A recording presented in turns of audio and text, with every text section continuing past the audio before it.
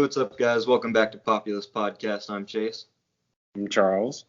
And today we're joined by a very special guest, Mayor Ted Terry of Clarkston, Georgia, who is running for the Senate seat in Georgia. Thank you for coming on today. Hey, Charles. Hey, Chase. Good to see you. Thanks for calling in. I just finished a workout, so excuse me for being in my truck from workout to the next event I had to get ready for. But yeah, glad to join you. Thanks for reaching out. Yeah, not a problem. Yeah, so I'll get us started right away. You want to just go ahead, tell us who you are, why you're running, about your platform, all that good stuff? Yeah. Well, again, my name is Ted Terry. I'm the mayor of the city of Clarkston, Georgia. Clarkston is a small town about 20 minutes east of downtown Atlanta. We are known as the most ethnically diverse square mile in America. We have 40 nationalities, 60 languages living in our city. We're known as the Ellis Island of the South. We've been welcoming refugees for almost 40 years now. You could literally chart the course of human and world events over the last 40 years. People who have fled violence, persecution, religious intolerance, famine, war, genocide, and increasingly climate disruption. Clarkston has received families from those parts of the world. And so we're a city that's committed to a compassionate, welcoming approach to refugees, immigrants, and asylum seekers. And I've been mayor for 6 years now, and I am running for the United States Senate here in Georgia in 2020 against David Perdue, who's probably be one of the most anti-immigrant senators that no one's ever heard of. He's a freshman senator. He votes with Donald Trump, 98% of the time, and has been the leading voice in the Senate for restricting all forms of immigration, including refugee resettlement and legal immigration. And so I'm running to really challenge him, to bring some new energy, new ideas, to bring some courage back to Washington. Right now we have a senator who is more interested in being Trump's right hand than representing everyday Georgians. All right. Yeah. So, if elected as senator, what would you say is your staple issue, the one you're going to hammer home the hardest? Well, that is hard to say. There's so many issues. Look, I think the bottom line is that if Georgia can turn blue, if we can flip one, if not two, of these Senate seats that we have up in 2020, then that basically puts the math together for the Democrats to take back control of the Senate. We would assume that the Democrats will also hold on to the House.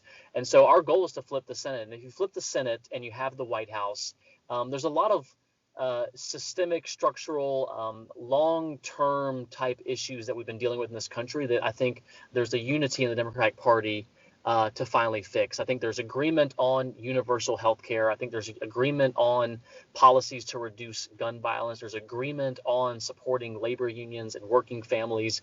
There's an agreement on raising the minimum wage and stopping discrimination against our LGBTQ Americans. There is an agreement on legalizing DACA young people and creating that pathway to citizenship.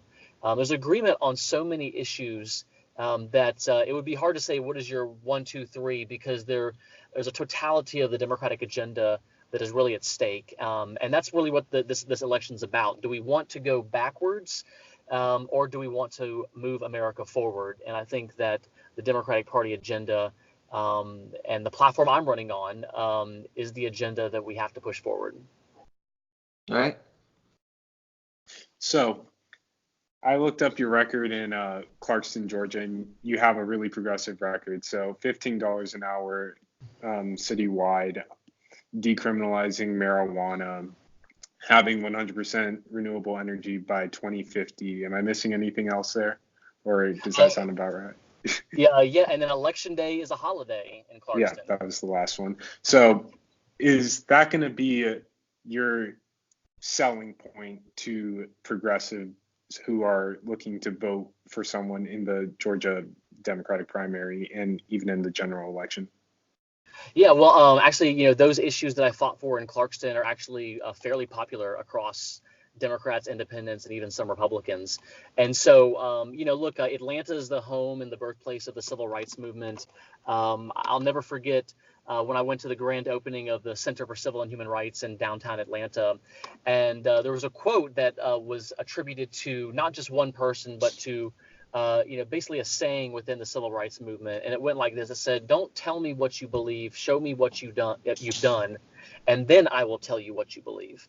And so, my premise is that politicians are, for the most part, full of shit. And that, they can't, in order for them to prove that they actually stand with you on these issues, they have to, use their actions.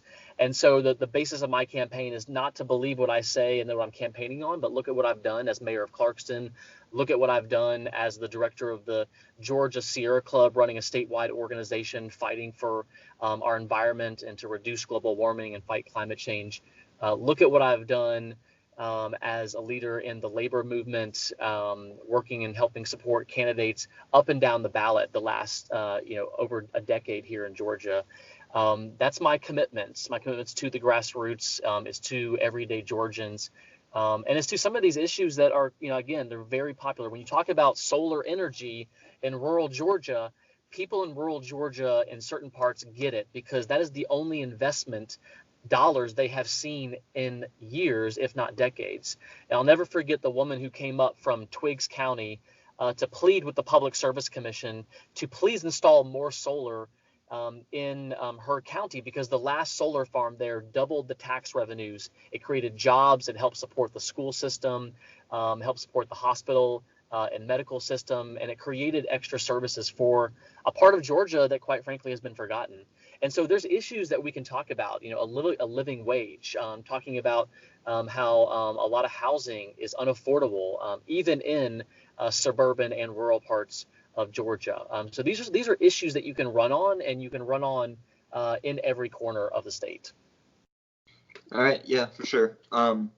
Now I watched your episode on Netflix of Queer Eye, the Netflix original, and one of the things I noticed was Clinton Kane 2016 campaign sign. So now your record has been fairly progressive, and obviously the Clintons are a different wing of the Democratic Party from the current new wave. Should that worry progressives about where your allegiances lie?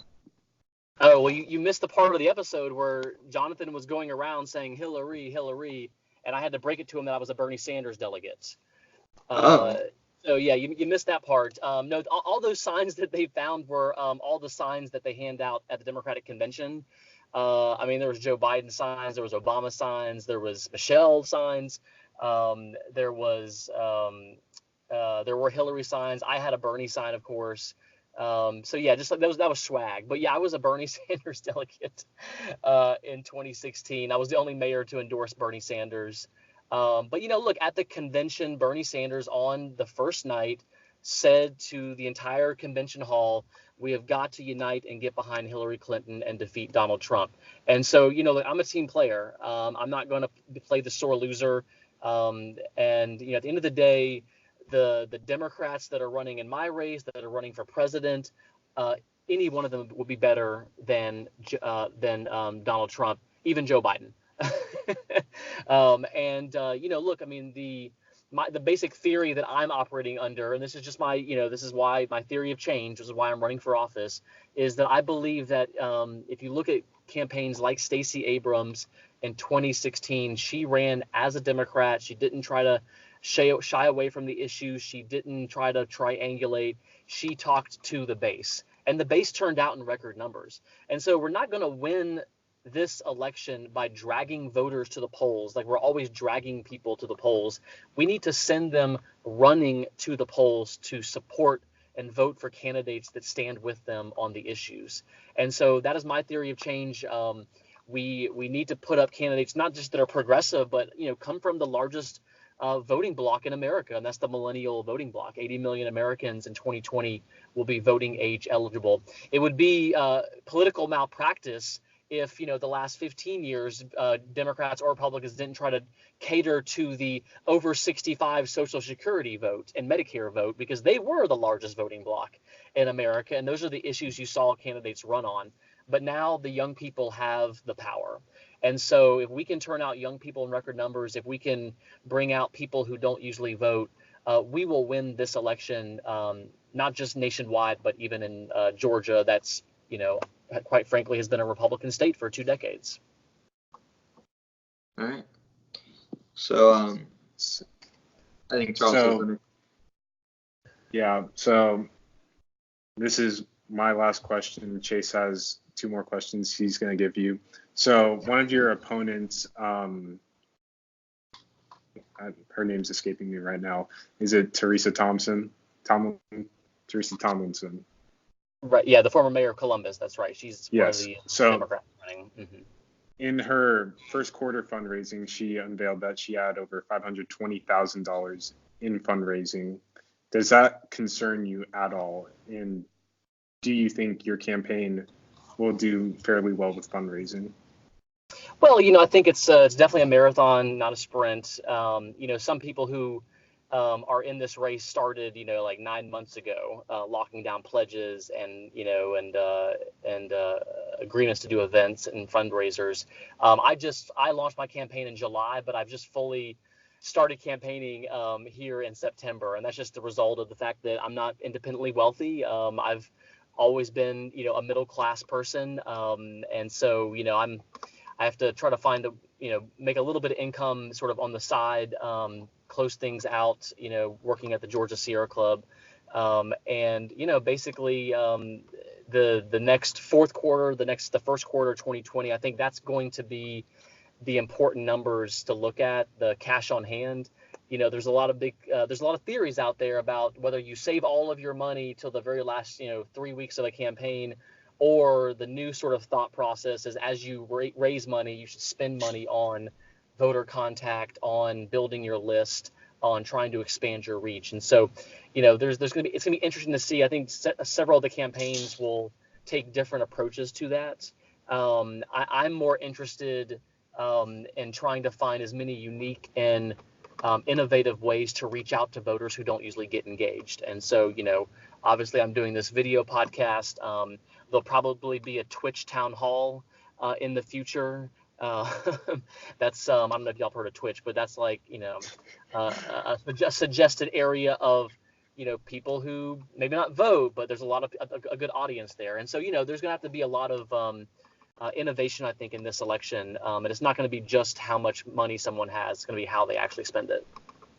Right, and I'd like to follow up on that with the topic of fundraising. Now, are you completely refusing corporate donations like other progressive candidates? That's right. No corporate PAC money, no corporate lobbyist money. And I'm supporting the I'm not signing the Progressive Pledge, but the part about the public financing of elections, ending this, the corruption that exists in our election systems, in our lobbying system. Those are the biggest impediments to getting some of these big systemic changes underway. We can't talk about universal health care. We can't talk about the Green New Deal, because the two interest groups, the fossil fuel industry, the energy companies, the health insurance companies, the pharmaceuticals, those are the biggest lobbying efforts, the biggest campaigns, expenditures in this country. And as long as they can spend unlimited amounts of money, it will be very, very difficult to get some of these big things passed. And so I'm going into this election, I'm going into the United States Senate with my hands clean, no connection to corporate PAC money, to corporate lobbyist money. All I care about is what the people of Georgia say. All right. Well, moving on to my penultimate question. A very divisive issue this upcoming election is healthcare. So I'd like to feel out your position on what does your perfect system look like?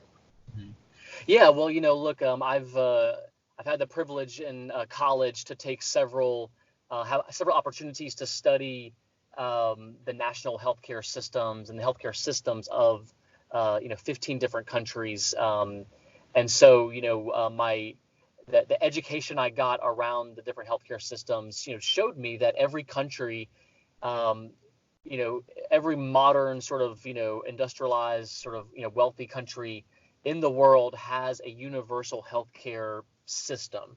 Now, how they get to that universal care is very different for, in a lot of different ways. And so for a long time, I really admired the French system, the German system, the Australian system. There was aspects of those healthcare systems that consistently made them one of the highest ranked healthcare countries, but also had surpluses in their trust funds. Germany has an $18 billion surplus in their medical health insurance fund, but everyone does it differently. And so I think at the end of the day, what I know about the system that we have in America is that it's broken.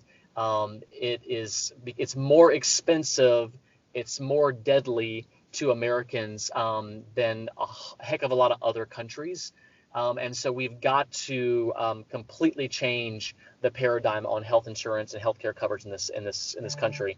And so I'm supporting a Medicare for all system that would cover not just what you think would be covered in a single payer system, but dental, eye. It would cover preventative. The goal is to create the best healthcare system in the world for all Americans. And in America, we have the financial capacity to invest in our people. And what really brought me over to supporting this Medicare for all universal one umbrella system is for two reasons. One, it relates to long-term care in this country. I worked as a nursing assistant through college at a nursing home. I've seen the crisis that exists in the long-term care system back then, over 15, almost 20 years ago at this point. And I'm seeing where we're going, which we're going to have up to 45 million Americans that are over the age of 65. It is extremely expensive to take care of our elders in the end stages of their life. The last few years tend to be the most expensive. Medicare is already on track to go bankrupt in the next 15 years. The only way that we keep Medicare solvent, the only way that we create dignity and compassion for our parents and our grandparents is to make sure that everyone is paying into the system so we can fully take care of people, Americans in the end stages of their life. And finally, it comes down to being, quite frankly, a women's issue.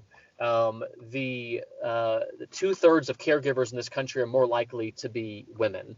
Women are more likely to forego full-time employment or job promotions or new opportunities to take care of a sick relative, a parent.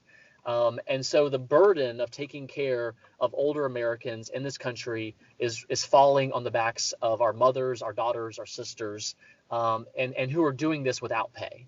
And so we have got to create a stronger safety net that supports the women of this country who are bearing the brunt of the caregiving. And the only way that we can pay for it, and again, private insurance is increasingly getting out of long-term care insurance. Long-term care insurance is already incredibly expensive. And look, if you're a wealthy person in this country, you're going to be fine. But if you're middle class in the end stages of your life, expect to sell off every asset that you own, go into poverty before Medicaid will pick you up and then take care of you. And that is simply unacceptable. It tears families apart. It creates huge disruptions in our economy. It creates an incredible strain on the individual. I'll never forget when I was in college working at this nursing home, meeting and being surrounded by some of the sweetest people you'll ever meet in their entire lives, who work their hard their entire lives and just deserve some dignity. That my grandmother was also going through that same situation, and we had, in order for us to afford to send her to an assisted living facility, we had to sell everything in her home. We had to sell her house, everything that she owned, in order to afford the cost to transfer to an assisted living. And it's something that was really hard to do, was very disruptive. And the night that she moved in to that assisted living, she didn't wake up the next morning and she died. And I know for a fact that she would have much rather have stayed at home in the final months, weeks, days of her life, surrounded by her family, not in a facility where she didn't really know anybody. And so these are the type of things that we have to think about. We have to think about the human cost, the human experience when it comes to our healthcare system. And right now we're failing as a country and as a society. We are not taking care of our fellow Americans. And the only way that we're going to be able to do that, the only way that we can afford to do that and do it in a cost-effective way and do it in a quality of care way is to have a single-payer universal healthcare system. All right.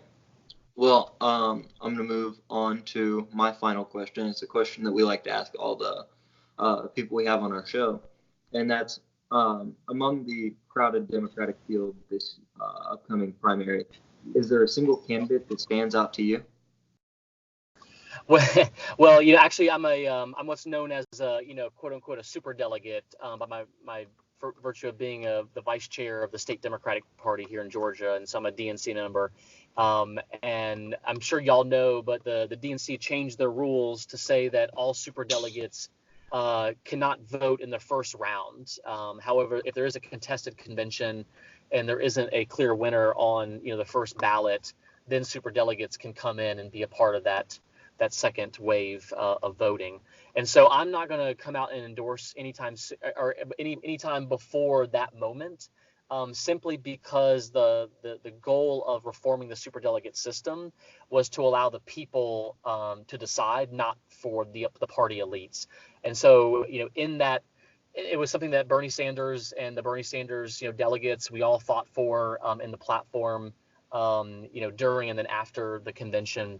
And so I'm not going to come out in endorsement. I will say this. The great thing about our Democratic nominees, our Democratic candidates, potential nominees, are that they are representing core ideas and core values within the larger Democratic Party. And so what I can say very, honestly and straightforward is when I look at Bernie Sanders, I see a Green New Deal in his plan that is the most ambitious and the most comprehensive plan put forward to tackle climate change and reverse global warming.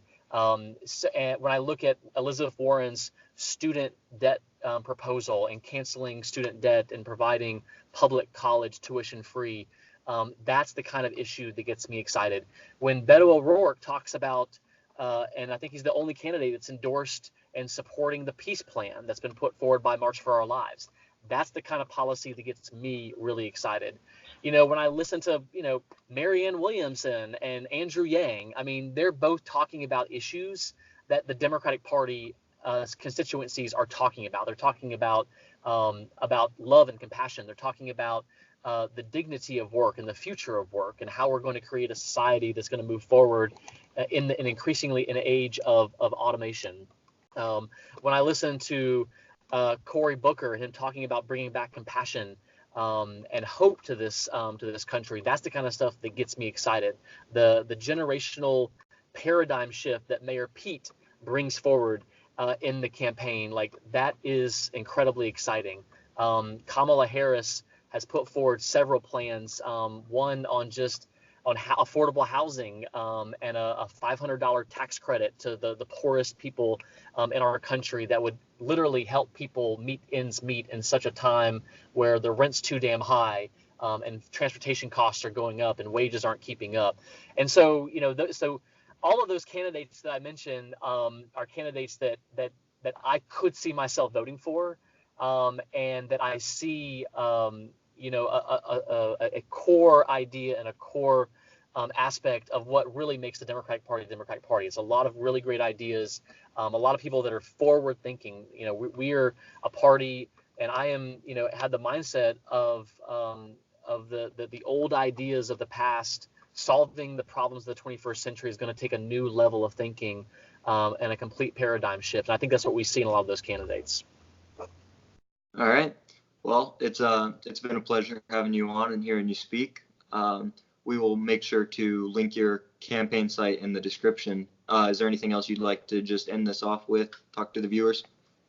Yeah, of course. If anyone's listening and they're in Georgia, I would just ask for your vote. The primary is in May. If you support the issues that I'm running on, if you support my campaign, definitely go to tedforgeorgia.com. You can sign up to volunteer. You can make a grassroots donation. Follow me on Facebook, on Twitter, on Instagram. I've just discovered TikTok. So I'm still trying to figure out what that is. I might do a TikTok at some point. Probably going to do a Twitch. Don't ask me to do Snapchat. I might just bypass that completely. But please, folks can reach out to me. They can DM me. I'm always happy to answer questions.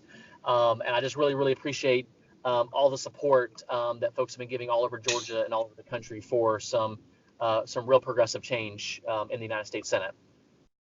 All right. Well, thank you for coming on. We'll see all you guys later. Peace. All right. Thank y'all. Peace.